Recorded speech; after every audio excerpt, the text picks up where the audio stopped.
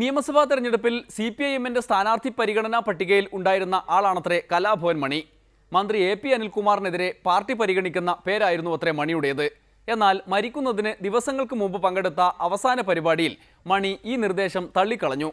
പാലക്കാട് നടന്ന പാർക്ക് ഉദ്ഘാടന പരിപാടിയിൽ താൻ മത്സരിക്കാനില്ലെന്ന് മണി പ്രഖ്യാപിച്ചിരുന്നു. ഇവിടെ എൻ്റെ സ്വന്തം ചേട്ടനായ AP അനിൽകുമാർ സാറ് വന്നിട്ടുണ്ടായിരുന്നു. പേപ്പറിലൊക്കെ ഉണ്ടായിരുന്നു ഞാൻ അദ്ദേഹത്തിനെതിരെ മത്സരിക്കാൻ പോവാന്ന്.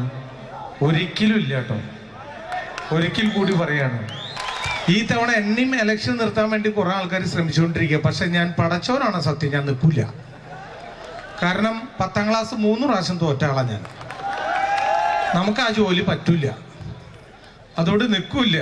എൻ്റെ ബഹുമാനപ്പെട്ട മീഡിയ പ്രസ് ആൾക്കാർ അത് കൃത്യമായിട്ട് എഴുതുക തന്നെ വേണം. ഞാൻ മത്സരിക്കില്ല. കാരണം ഇത് ചില ജോലി ചെയ്യുന്ന ആൾക്കാർക്ക് അറിയാവുന്ന ചില കാര്യങ്ങളാണ്. നമ്മൾ അതിനുള്ളിൽ പോയി നിന്ന് ചീത്തപ്പേര് ഉണ്ടാക്കേണ്ട കാര്യമില്ല. ഒരു മത്സരത്തിന് പോലും നിൽക്കാതെ കലാഭവൻ മണി യാത്രയാവുകയായിരുന്നു. മരണാനന്തരവും മണിയെക്കുറിച്ച് നാട് ചർച്ച ചെയ്യുകയും ചെയ്യുന്നു. അതേസമയം നാട്ടിൽ തെരഞ്ഞെടുപ്പ് ചൂട് കൊടുമ്പിരിക്കൊണ്ട് സ്ഥാനാർത്ഥി ചർച്ചകൾ കൊഴുക്കുന്നു. സീറ്റ് വിഭജനവും സ്ഥാനാർത്ഥി തർക്കങ്ങളുമായി നാളെ വീണ്ടും കാണാം. അതുവരെ നന്ദി, നമസ്കാരം.